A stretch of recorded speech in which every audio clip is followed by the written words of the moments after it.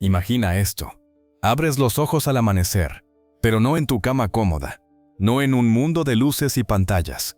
No, te despiertas en una choza de barro, con el suelo helado bajo tus pies descalzos, y el aire cargado de polvo y miedo. Alrededor, un imperio se forja con hierro y sangre, donde un emperador se proclama hijo del cielo, pero su reinado es un torbellino de guerras, murallas interminables y secretos que devoran almas. ¿Qué harías si un simple error, un susurro equivocado, pudiera costarte la cabeza?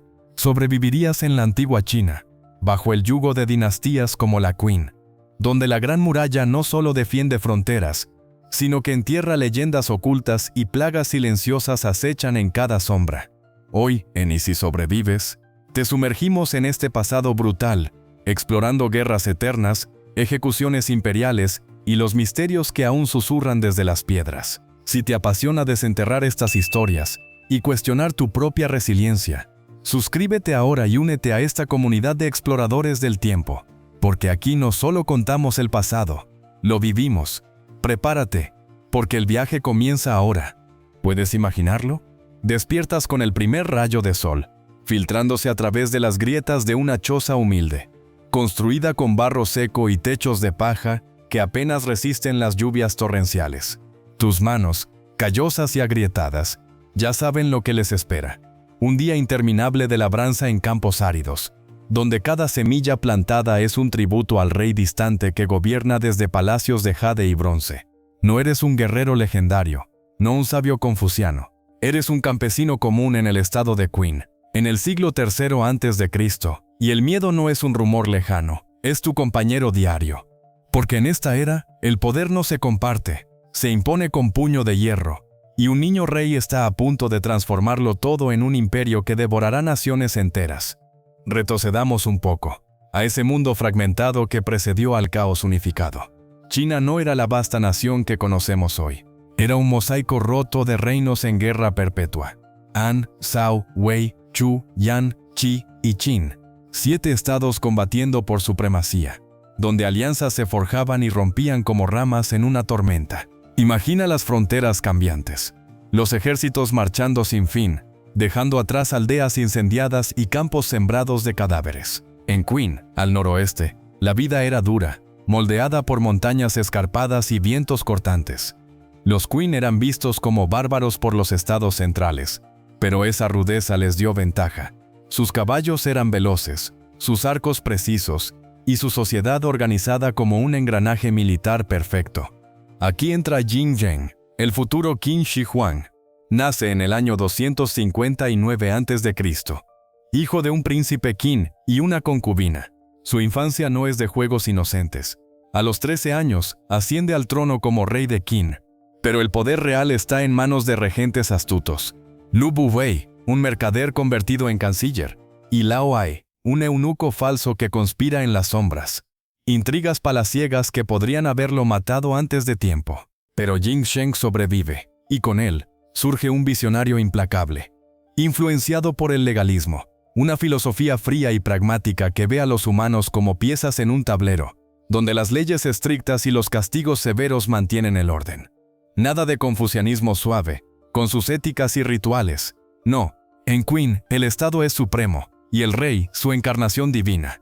Ahora cierra los ojos y visualízate en esa sociedad transformada. Como campesino, tu vida está regulada hasta el último detalle. El gobierno divide el territorio en condados y prefecturas, eliminando los feudos hereditarios de los nobles. Ya no hay señores locales con ejércitos privados. Todo fluye hacia el centro, hacia el rey. Te levantas al alba para trabajar la tierra, pero no es tuya, pertenece al Estado. Pagas impuestos en grano, en seda, en trabajo forzado. ¿Un mal año de cosechas? No importa. El colector llega con soldados, y si fallas, el castigo es rápido. Azotes, mutilaciones, o peor, el exilio a las fronteras norteñas, donde nómadas Xiongnu acechan como lobos hambrientos. El legalismo impregna todo. Shang Yang, un reformador anterior, había establecido las bases décadas antes.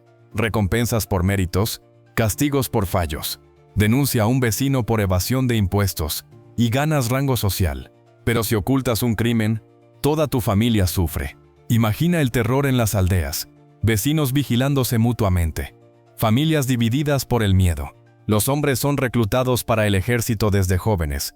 Aprenden a manejar ballestas masivas que disparan flechas enjambres, capaces de perforar armaduras a distancia. Las mujeres tejen seda para uniformes, crían hijos para futuras guerras. La educación no es para todos. Solo los funcionarios estudian textos legales, memorizando códigos que dictan hasta cómo atar un nudo en una carreta. Y entonces, llega la unificación. Jing Zheng, ya adulto, lanza campañas relámpago. En el año 230 a.C., cae Han, el más débil. Luego Zhao, con sus murallas altas pero espíritus rotos por hambrunas inducidas. Wei se rinde en 225. Chu, el gigante sureño, resiste ferozmente, pero en 223, sus ejércitos son aniquilados en batallas donde ríos se tiñen de rojo. Yan y Qi siguen, aplastados en 222 y 221. ¿Puedes sentir el peso de esas conquistas? Como soldado Qin, marchas miles de kilómetros, con armaduras de cuero endurecido, racionando agua en desiertos áridos. Victoria significa botín, tierras, esclavos, gloria. ¿Derrota? Bueno, en Qin, la derrota no se contempla. Los generales fallidos enfrentan ejecución inmediata. En el año 221 a.C., Jing Zheng se proclama Qin Shi Huang, el primer emperador Augusto. No es solo un título, es una declaración divina. Se ve como hijo del cielo, mediador entre dioses y hombres. Unifica todo. Estandariza pesos y medidas, para que un carro de Qin ruede sin problemas en tierras conquistadas.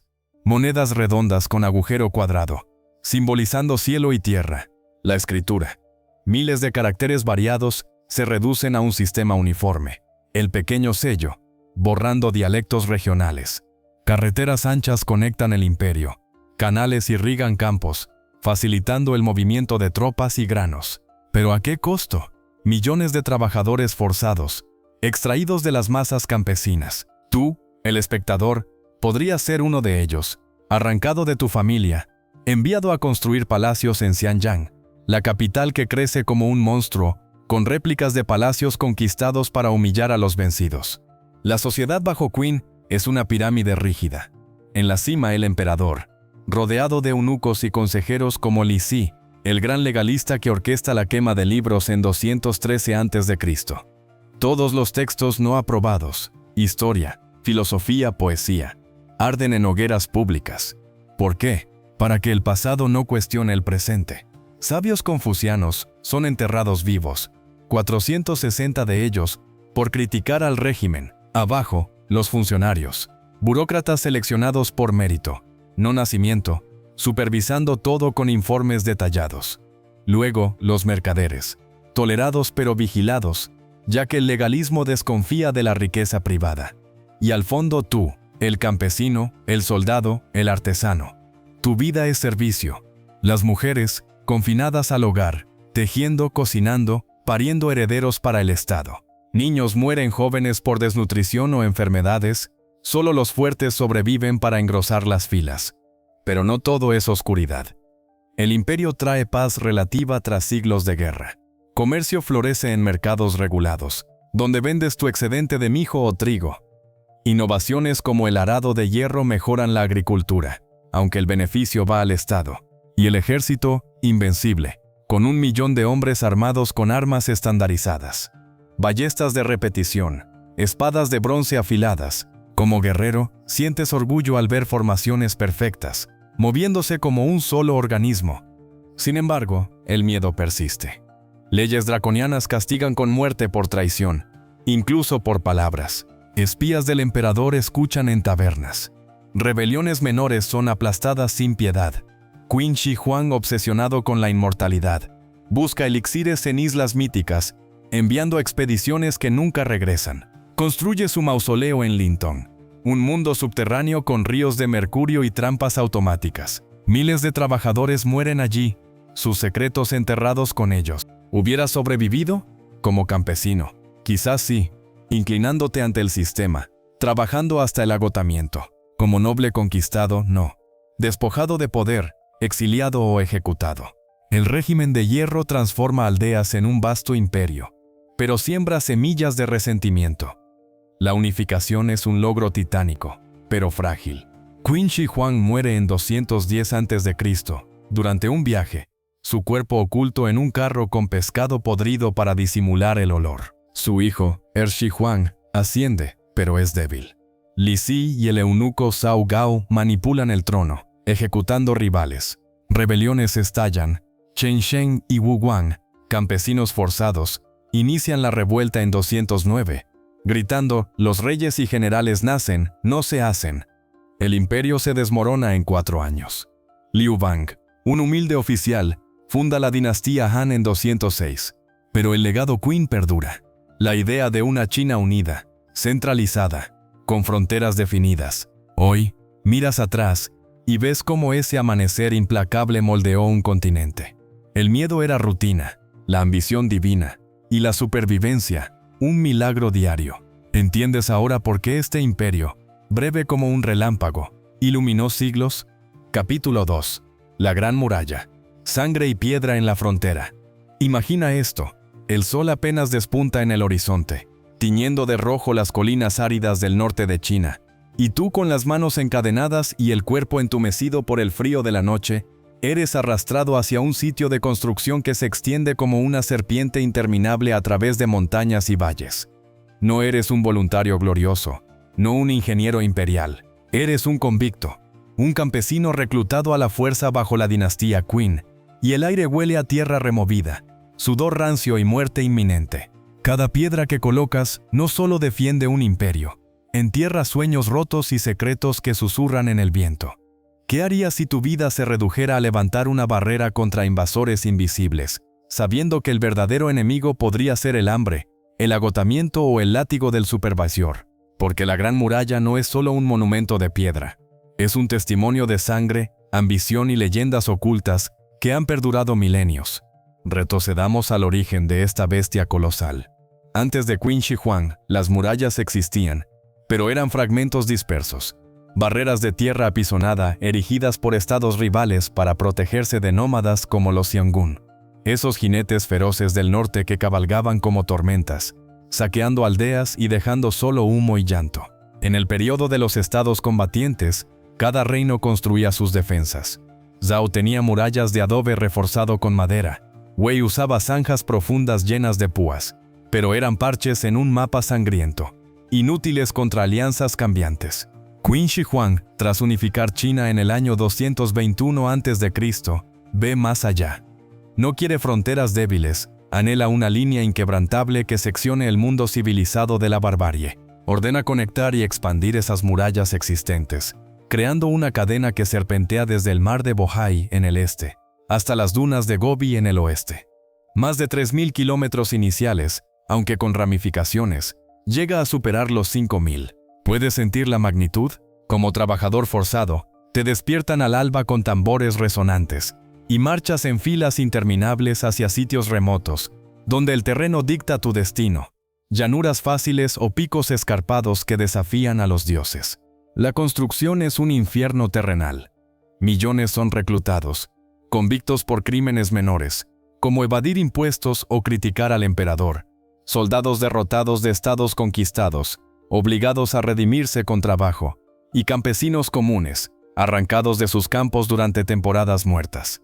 Familias enteras se desintegran, maridos enviados al norte, mujeres dejadas atrás para cultivar solas, niños creciendo sin padres. Viajas semanas en caravanas polvorientas, cargando herramientas primitivas, palas de madera, cestos de bambú, martillos de piedra. Al llegar, el campamento es un caos organizado.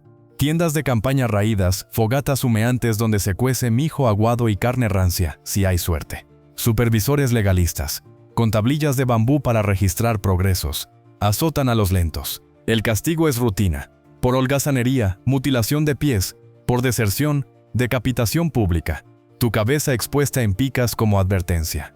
Ahora, cierra los ojos y visualízate en el Tajo. La técnica varía por región. En llanuras, usas el método de tierra apisonada. Excavas zanjas anchas, llenas capas de tierra mezclada con grava y paja, y las compactas con pisones pesados manejados por equipos de 20 hombres. Cada golpe resuena como un trueno, vibrando en tus huesos. En montañas, Cortas bloques de piedra con cinceles de bronce, transportándolos en rodillos de madera o sobre hombros sangrantes. Rampas temporales suben materiales a alturas vertiginosas, donde un resbalón significa caída mortal. Torres de vigilancia se erigen cada 200 metros. Estructuras cuadradas con almenas para arqueros, faros para señales de humo durante el día y fuego por la noche. Puertas fortificadas controlan el paso, con mecanismos de poleas para elevar puentes. Ingenieros Qin, inspirados en tratados militares como el arte de la guerra de Sun Tzu, diseñan curvas estratégicas para flanquear ataques, fosos con trampas y pasadizos secretos para contraataques. Pero el costo humano es abrumador. Se estima que cientos de miles mueren, de agotamiento, trabajando 12 horas diarias bajo sol abrasador o vientos helados, de accidentes, aplastados por rocas desprendidas o ahogados en ríos desviados para canales, de enfermedades, con campamentos hacinados donde piojos transmiten fiebres y disentería se propaga en agua contaminada. Inviernos brutales congelan extremidades, veranos traen sequías que racionan el agua a sorbos. Como trabajador, comes lo mínimo: gachas de mijo, raíces silvestres, a veces carne de caballos muertos. Desnutrición debilita cuerpos, haciendo que huesos se quiebren con facilidad. Leyendas hablan de esposas enviando ropa de invierno a esposos, solo para descubrir que han muerto, y las prendas se usan para envolver cadáveres. Cuerpos son enterrados en las mismas murallas, sus huesos mezclados con tierra para fortalecer la estructura, dando origen a mitos de espíritus guardianes que rondan las piedras. Los Kyongu, el enemigo primordial, justifican todo. Estos nómadas, unidos bajo líderes como Modu Chanyu, son maestros del arco compuesto, disparando desde caballos al galope. Incursiones rápidas, entran, roban ganado, capturan esclavos y huyen antes de que refuerzos lleguen. La muralla cambia eso. No es impenetrable, escalas y brechas ocurren, pero ralentiza, canaliza ataques hacia puntos defendidos. Soldados Qin patrullan, turnos interminables, viviendo en barracones fríos, con raciones de grano y sal. Como guardián, vigilas horizontes infinitos, alertando con banderas o cuernos ante polvo levantado por hordas. Batallas estallan, flechas llueven, catapultas lanzan piedras, guerreros escalan con ganchos. Victoria significa botín, derrota masacre. Qin Shi Huang envía generales como Meng Tian con 300.000 hombres para expandir al norte, construyendo secciones mientras combaten. Sin embargo, la muralla es más que defensa, es símbolo de poder imperial. Qin Shi Huang la inspecciona personally, viajando en carrozas doradas, decretando extensiones que agotan tesoros. Recursos fluyen, madera de bosques lejanos, hierro para herramientas, comida de graneros sureños. Economía se tensiona, impuestos suben, resentimiento crece. Tras la caída de Qin, dinastías Han la expanden, añadiendo miles de kilómetros con técnicas mejoradas, ladrillos cocidos, mortero de cal. Emperadores como Wu de Han usan la muralla para ofensivas, enviando ejércitos a través de puertas para golpear Xiongnu en estepas. Comercio surge. La ruta de la seda serpentea paralela, con caravanas protegidas cambiando seda por caballos. ¿Y las leyendas? Las leyendas que susurran secretos ocultos. La más famosa, Meng Jiannu, cuya historia trasciende dinastías. Su esposo, reclutado para la muralla, muere de fatiga. Ella viaja al norte, llora tanto que una sección colapsa revelando huesos. Simboliza el sufrimiento humano, un lamento contra tiranía.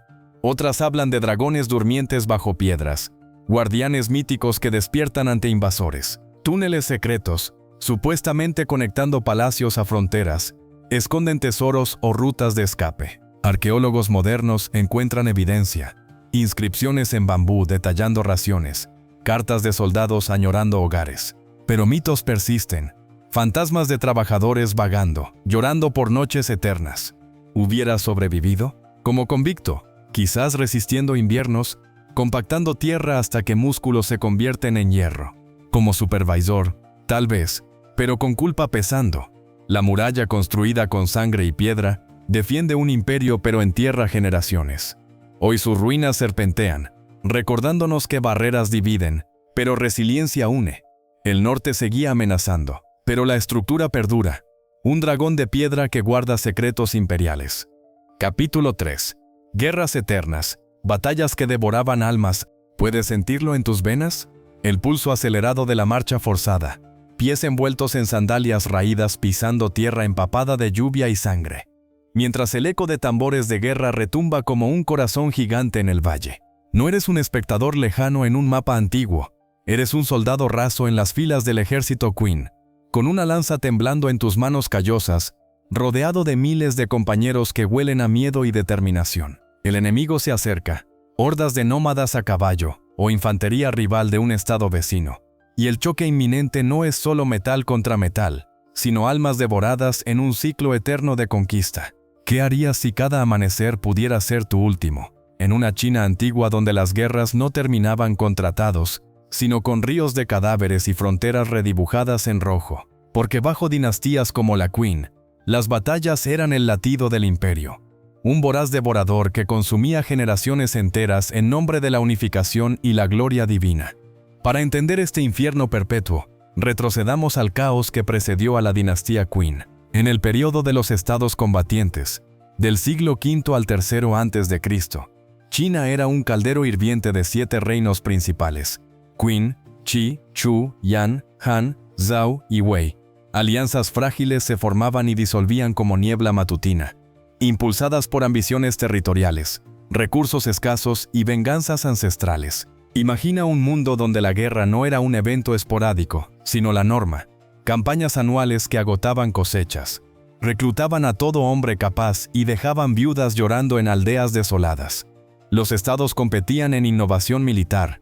Chu, al sur, con sus vastos ejércitos de infantería pesada armados con alabardas curvas.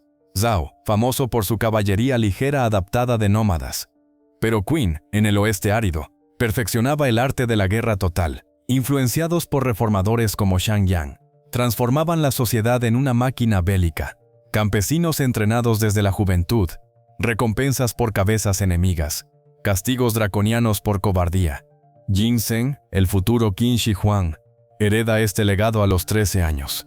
Sus primeras campañas son contra rebeldes internos, pero pronto apunta al exterior.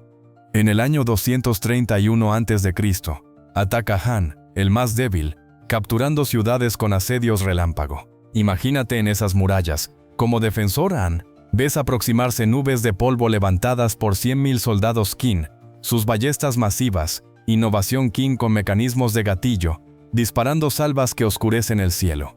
Flechas envenenadas perforan armaduras de cuero, causando agonías lentas. Los sitiados resisten con aceite hirviendo y rocas, pero el hambre rompe voluntades. Han cae en meses, sus nobles ejecutados o esclavizados. Luego viene Zhao, en 228. Una batalla pivotal en Changping, años antes bajo el abuelo de Ginseng, define la brutalidad Quen.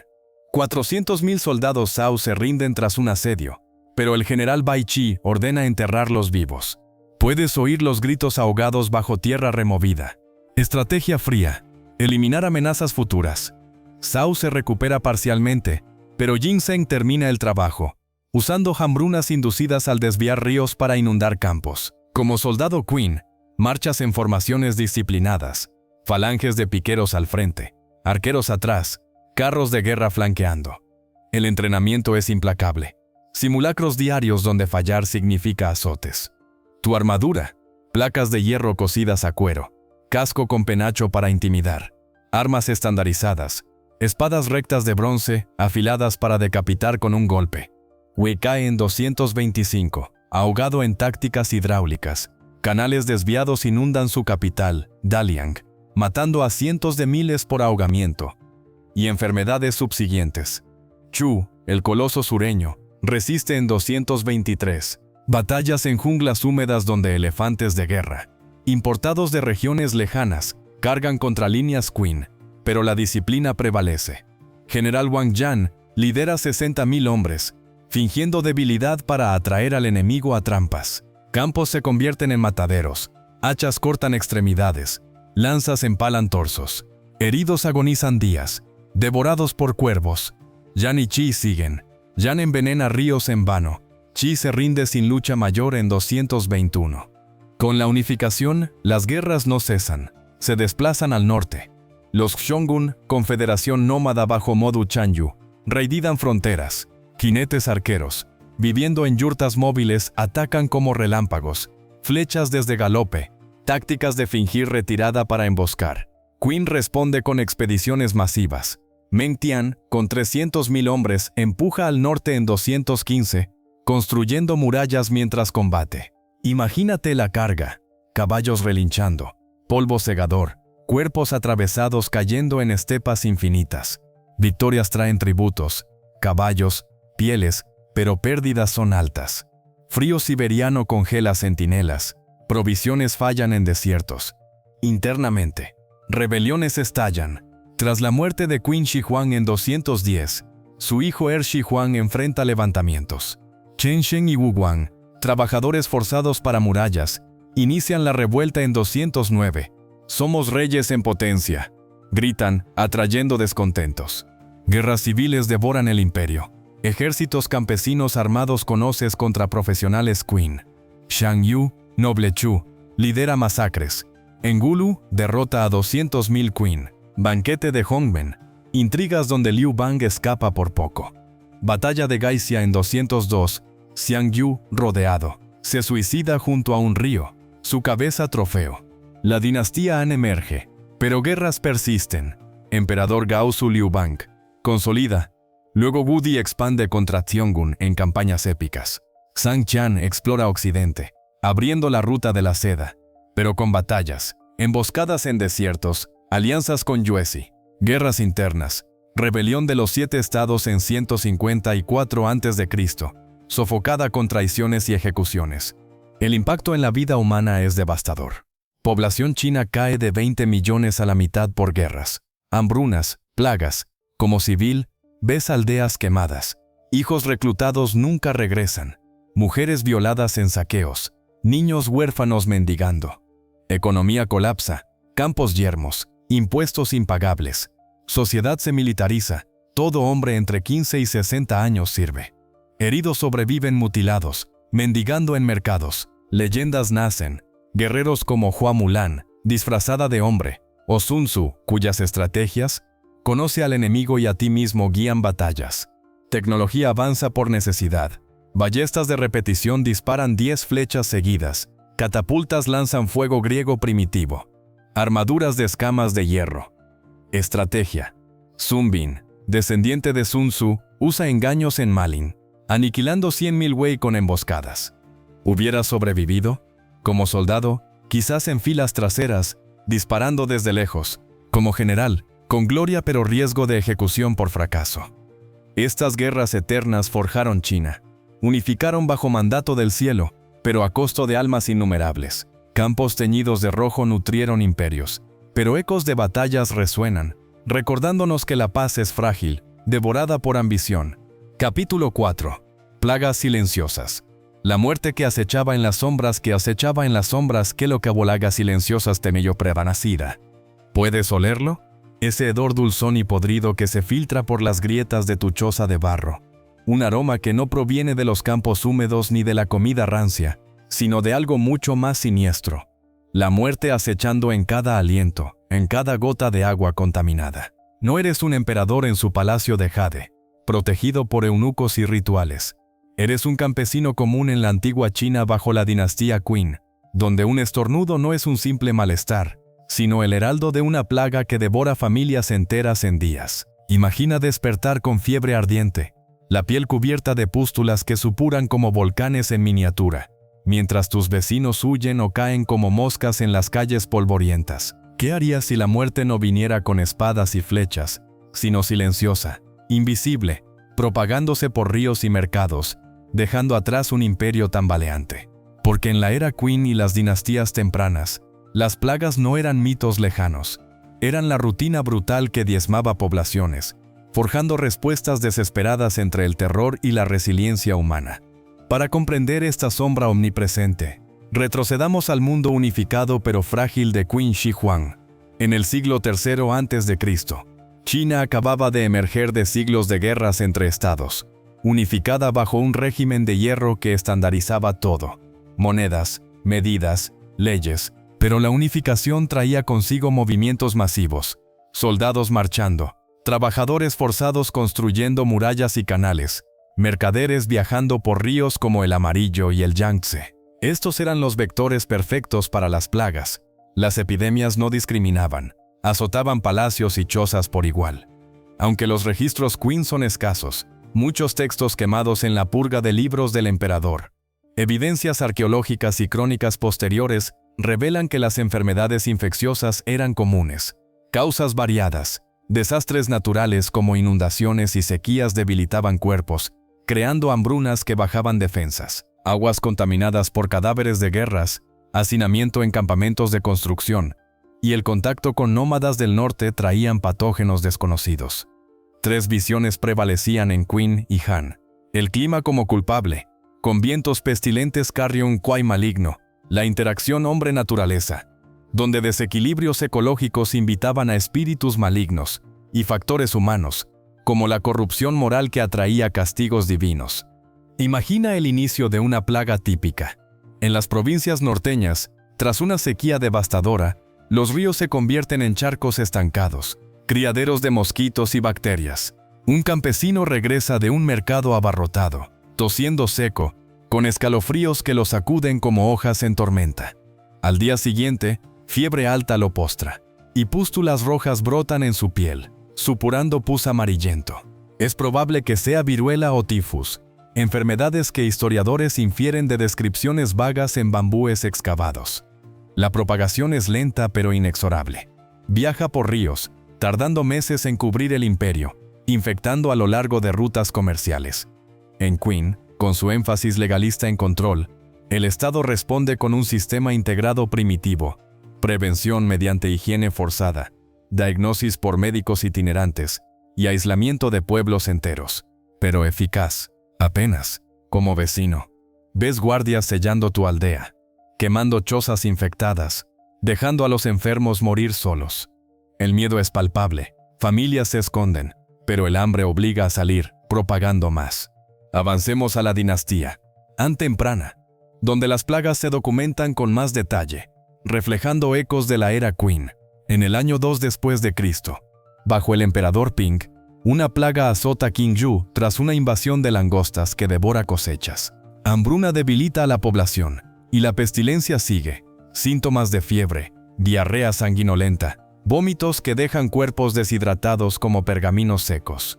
Miles mueren. El gobierno local requisa casas de nobles para almacenar medicinas, hierbas como artemisia y angélica, y cubre gastos funerarios para evitar que cadáveres pudran al aire libre, atrayendo más moscas y ratas. Imagina el caos. Calles llenas de cuerpos hinchados, vomitando fluidos negros, mientras sacerdotes taoístas realizan rituales, quemando incienso para ahuyentar espíritus. El impacto humano es atroz.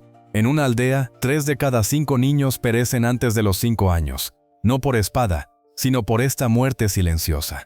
Mujeres, confinadas en hogares, cuidan enfermos hasta contagiarse, dejando huérfanos mendigando en mercados desiertos.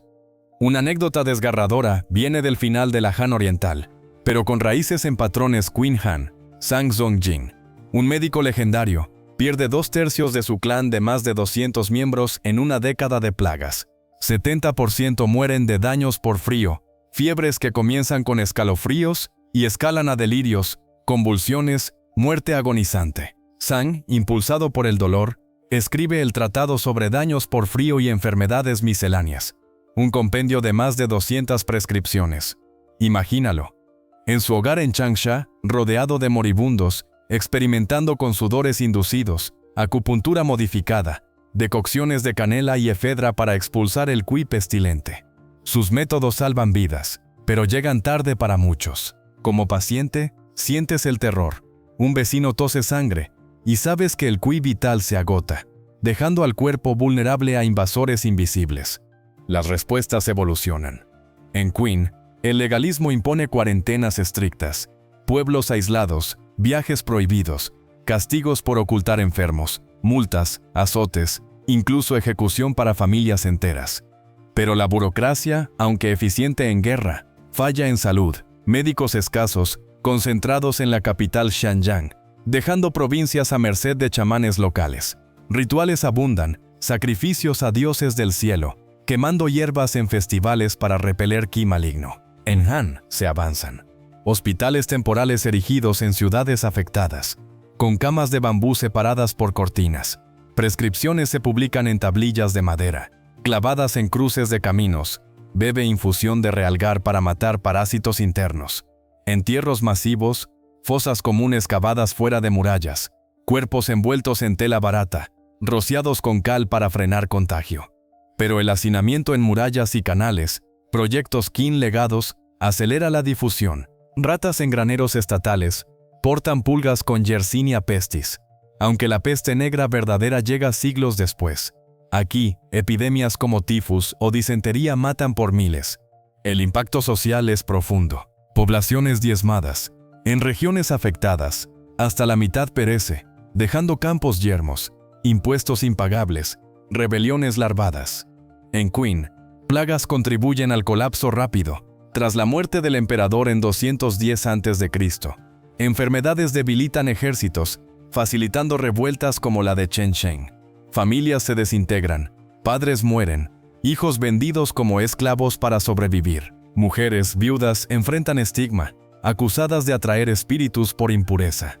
Leyendas nacen, espíritus de plagas como enviados del inframundo, con formas de demonios negros que susurran en la noche. En Han, epidemias clúster en declives dinásticos, exacerbando guerras y hambrunas.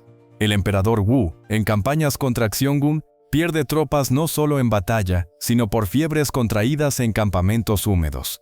Hubiera sobrevivido, como campesino quizás quemando hierbas diariamente, bebiendo aguas hervidas, aislando a los enfermos en chozas remotas. Como funcionario, distribuyendo medicinas pero arriesgando contagio. Estas plagas silenciosas, acechando en sombras, recordaban la fragilidad del mandato del cielo. Un emperador divino pero impotente ante microbios. Forjaron resiliencia. Costumbres preventivas perduran, como el Festival del Barco Dragón, con sus rituales antipestilentes. Hoy, ecos resuenan en pandemias modernas, enseñándonos que la muerte invisible une pasados y presentes en una danza eterna de supervivencia. ¿Puedes sentir el peso en tu cuello? Ese nudo invisible que se aprieta con cada palabra susurrada en la sombra, cada mirada desviada ante un funcionario imperial, mientras el sol se pone sobre las torres de Xianyang y el eco de un gong anuncia otro veredicto inexorable. No eres un rebelde heroico en leyendas posteriores, eres un artesano común en la dinastía Qin, con manos temblorosas que tallan jade para el emperador, sabiendo que un error minúsculo, un grabado imperfecto, un tributo atrasado, podría llevarte a la plaza pública, donde la justicia no es ciega, sino un espectáculo de terror diseñado para doblegar almas. Imagina el filo de una espada descendiendo, no en batalla gloriosa, sino en ejecución ritual. Mientras multitudes obligadas observan, sus rostros pálidos reflejando el miedo que impregna cada rincón del imperio. ¿Qué haría si la ley no protegiera, sino que devorara, bajo el mandato del cielo que proclama al emperador como Dios, pero lo arma con castigos que convierten la vida en una danza precaria sobre el abismo? Porque en la era Qin, las ejecuciones no eran excepciones. Eran el pulso cruel de un sistema que mantenía el orden a través del pavor, forjando un legado de obediencia ciega y secretos enterrados en fosas comunes. Para desentrañar esta maquinaria de terror, retrocedamos al corazón del legalismo que define la dinastía Qin, en el siglo III a.C. Influenciado por pensadores como Shang Yang y Han Fei, el legalismo rechaza la benevolencia confuciana. Los humanos son egoístas por naturaleza, solo controlables mediante leyes claras, recompensas por lealtad y castigos severos por transgresiones.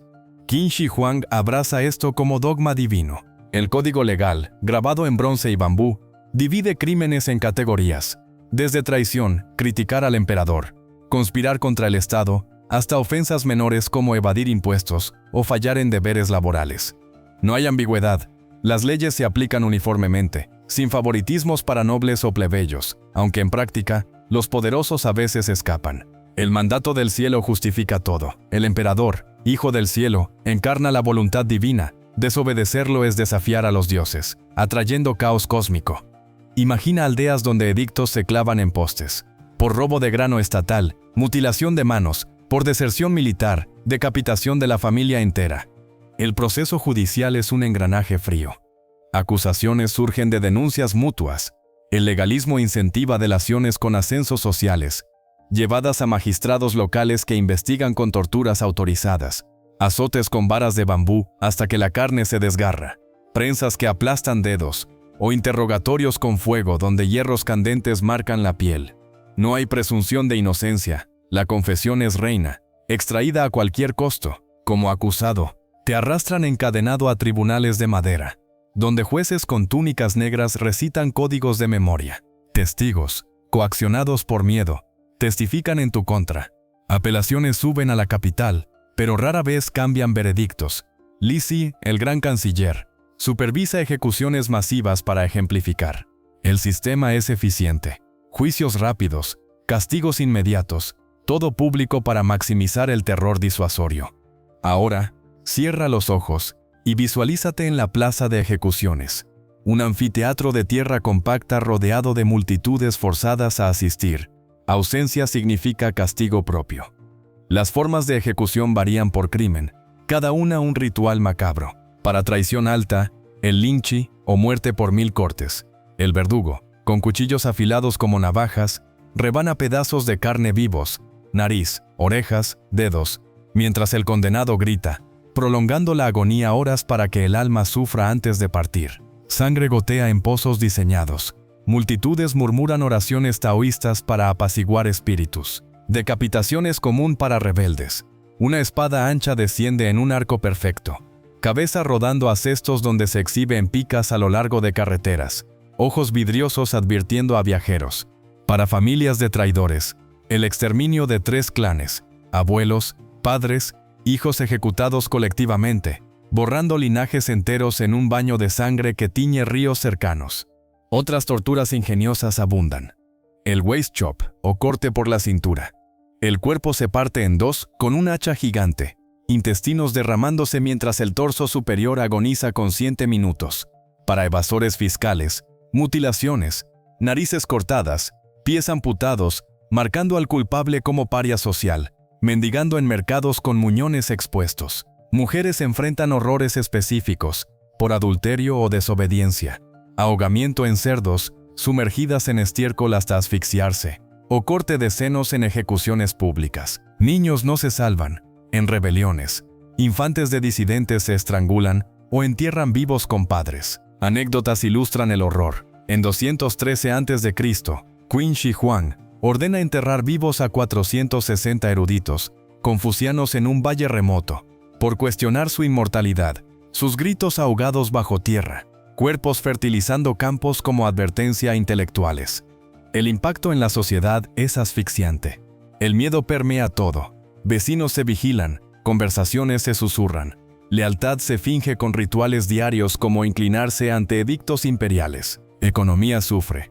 Ejecuciones masivas deplecionan mano de obra, dejando campos sin labrar, murallas sin constructores. Familias se desintegran, viudas estigmatizadas, se venden como concubinas, huérfanos crecen en orfanatos estatales, indoctrinados en legalismo. Sin embargo, el sistema mantiene orden. Crímenes bajan por terror. Unificación se solidifica. Tras la caída de Qin en 206 a.C., la dinastía Han modera, incorporando confucianismo. Castigos se humanizan. Amnistías periódicas liberan convictos. Pero ecos persisten. Ejecuciones públicas continúan, como en la rebelión de Wang Mang en el siglo I, donde miles son decapitados en plazas, cabezas apiladas como pirámides. Leyendas surgen de este terror.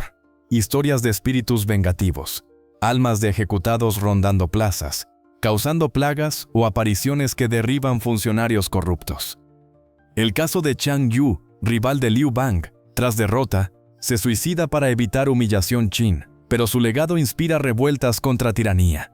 Como verdugo, quizás endureces el corazón, ejecutando órdenes con precisión quirúrgica, pero noches traen pesadillas de rostros suplicantes. Como espectador forzado, internalizas la lección, obedece o perece.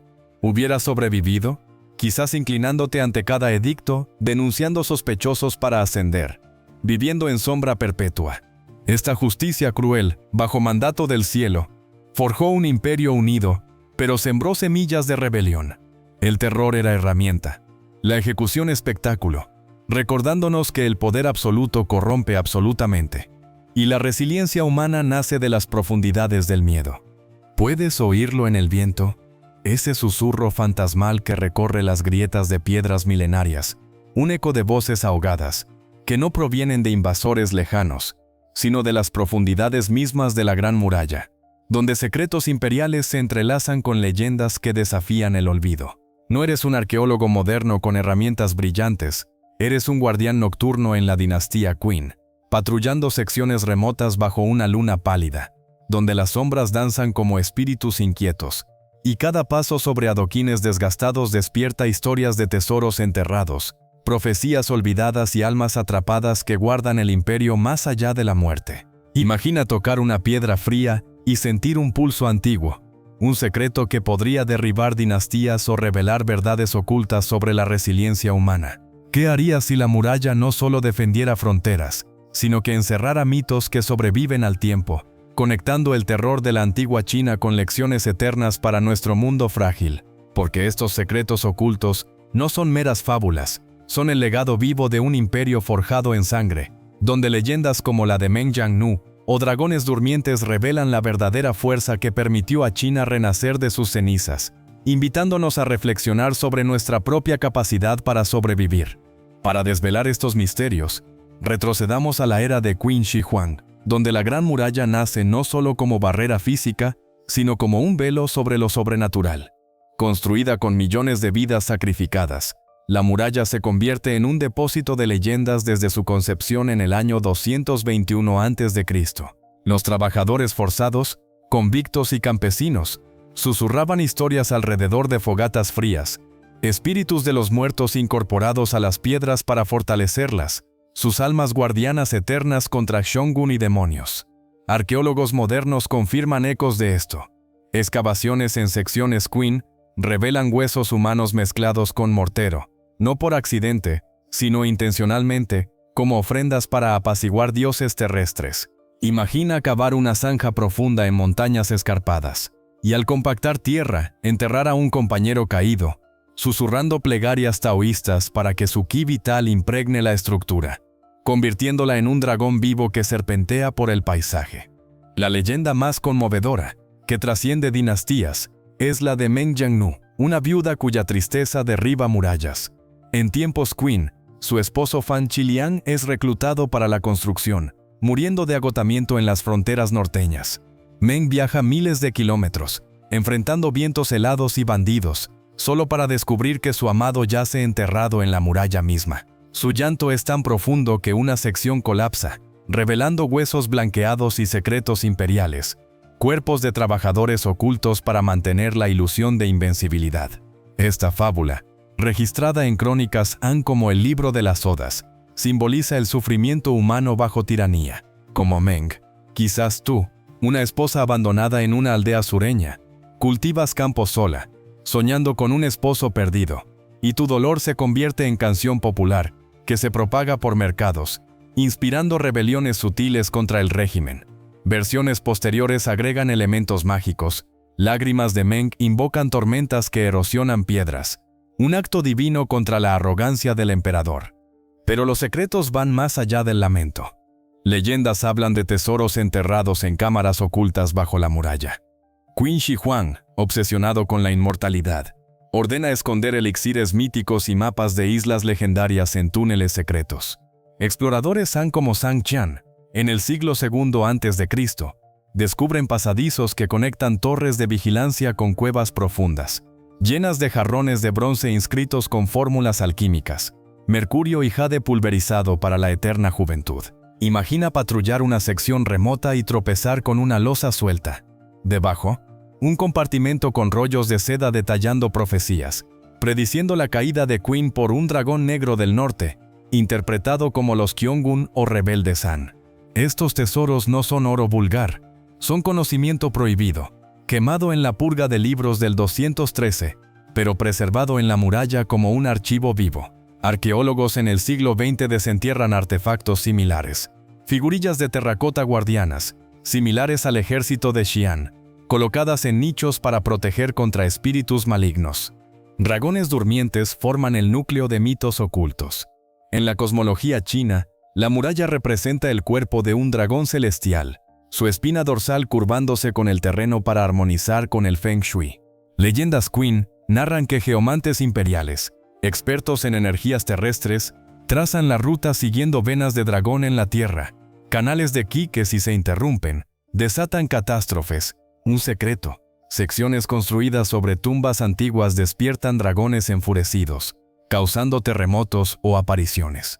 Crónicas como el Shiji de Sima Qian describen visiones de soldados, formas etéreas emergiendo de niebla, guerreros espectrales repeliendo invasores invisibles.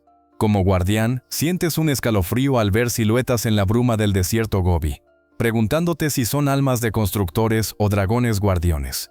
Estas leyendas sirven un propósito. Infunden miedo en enemigos y lealtad en tropas, convirtiendo la muralla en entidad viva. Profecías imperiales añaden capas de misterio. Qin Shi Huang consulta oráculos que predicen su legado eterno, pero con advertencias: la muralla caerá cuando el ratón muerda el dragón. Interpretaciones varían: ratones como rebeldes minando cimientos, o plagas literales erosionando tierra apisonada. En la caída de Qin, rebeldes como Liu Bang excavan túneles bajo secciones, colapsándolas para flanquear defensas, cumpliendo profecías ocultas. Secretos incluyen mapas estelares grabados en piedras internas, alineando torres con constelaciones para rituales astronómicos, invocando protección celestial. Imagina un eclipse. Sacerdotes suben a almenas, quemando incienso mientras multitudes abajo temen el fin. Y la muralla, con sus alineaciones precisas, restaura el equilibrio cósmico. Estos mitos sobreviven porque humanizan el horror. En dinastías posteriores, Han y Ming expanden la muralla, incorporando leyendas. Secciones Ming incluyen templos a Mengyangnu, donde viajeros ofrecen incienso por amores perdidos. Fantasmas de trabajadores rondan, historias de luces errantes guiando a perdidos, o llantos nocturnos advirtiendo invasiones. Como descendiente, en una China moderna, visitas Badaling y sientes el peso, no solo piedras, sino ecos de resiliencia. La muralla enseña que imperios caen, pero leyendas perduran, conectando pasado con presente. Reflexiona. En nuestro mundo de barreras invisibles, pandemias, divisiones, ¿qué secretos ocultos forjamos? La antigua China sobrevivió guerras, plagas, ejecuciones, gracias a esta tenacidad humana. Hoy, somos herederos de esos susurros. Si este viaje por la antigua China, con sus guerras eternas, plagas silenciosas y secretos imperiales, te ha hecho cuestionar tu propia supervivencia y ver el pasado como un espejo del presente, entonces únete a nosotros en ¿Y si sobrevives? Suscríbete ahora para más inmersiones en épocas brutales, donde desenterramos lecciones que no solo cuentan historias, sino que nos preparan para lo que viene. Comparte en comentarios qué secreto de la muralla te impactó más. Nos vemos en el próximo viaje temporal.